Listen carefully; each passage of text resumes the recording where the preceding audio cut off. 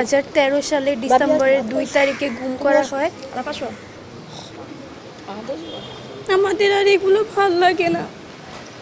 আয়না ঘরে কেন ওদের রাখা হয়েছে? আয়না ঘরে যদি একটা দিন থাকা হয় তাহলে ওইখানে মানুষ দেখলে অসুস্থ হয়ে যাবে। ওদের কেন বছরের পর বছর রাখলো?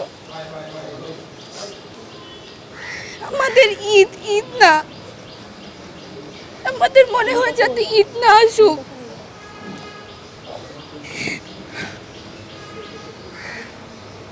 আমরা বিচার চাই যে কেন আমাদের বাবাদের এভাবে বছরের পর বছর গুম করে রাখা হইলো।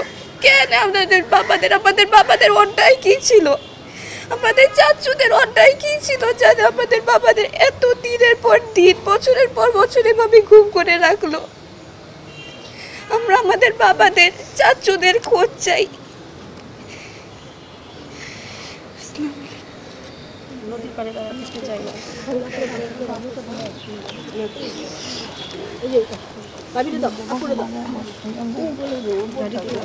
সেলিম রেজা পিন্টু ভাইয়ের বড় বোন মুন্নিয়াপা। আসসালামু আলাইকুম। আজকে 12টা বছর আমি আমার ভাইয়ের ছবিটা নিয়ে রাস্তায় রাস্তায় দাঁড়াই, প্রশাসনে বিভিন্ন পর্যায়ে যাই, বসে থাকি। আমাদের সাথে কুকুরের মতো আচরণ করা হয় এবং আমি কোনো সহযোগিতা পাইনি। প্রশাসনে পর্যায়ে গেছি, আমি বিভিন্ন পর্যায়ে গেছি এবং 5 ঘন্টা বসে থেকে আমি জিডি করেছি। জিডিটা নিতে চাইনি, আমার মামলা নিতে চাই নাই, আমি পরে কোর্টে মামলা করেছি। আমরা 12টা বছর আমার আব্বু মাথার নিচে বালিশের কাছে চাবি রেখে ঘুমাইতেন। তার একটা বিশ্বাস ছিল তার ছেলে কোনো সন্ত্রাসী ছিল না, তার ছেলেকে ফেরত দিতেই হবে। কিন্তু আমার আব্বু সেদিন দেখে যেতে পারে নাই, আমার আব্বু মারা গেছে। আজকে আমার আম্মা তার ছেলের চেহারাটা দেখবে এবং সে আসে বসে আছে এবং সে প্যারালাইজড, আজকে অনেকটা পাগলের মতো। কিন্তু কেন আমার ভাইদেরকে কেন গুম করতে হবে? কেন গুম করতে হবে? আমার ভাইয়ের সন্ধান চাই অফিসিয়ালি। আমার ভাইয়ের সাথে কি করেছে, আমার প্রত্যেকটা গুম ভাইয়ের সন্ধান চাই। কেন আমার ভাইকে গুম করেছে এবং কারা জড়িত, কার সাহসে, কার ইন্ধনে আমার ভাইদেরকে গুম করা হয়েছিল অফিসিয়ালি জানতে চাই। আমি এই দেশের নাগরিক, আমি এই দেশে ট্যাক্স দেই, আমার অধিকার আছে। আমার ভাইগুলোকে কেন গুম করা হয়েছে আমি এটা অফিসিয়ালি জানতে চাই। আমার ভাইয়ের হাড্ডি চাই, আমার ভাইয়ের হাড্ডির সন্তান চাই।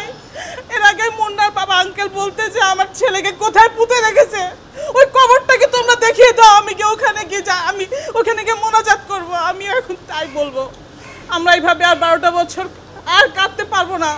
আমাদের না হয় আপনারা আমাদেরকে মেরে ফেলেন, আমরা বাঁচতে চাই না এইভাবে। এই জীবনটা আমরা চাই না, আমাদেরকে আপনারা মেরে ফেলেন। আমরা আর আপনাদের কাছে বলবো না বিচার চাই, আমার ভাইদের সন্ধান চাই। আমরা আসলে বাঁচতে পারছি না, আমরা পারছি না।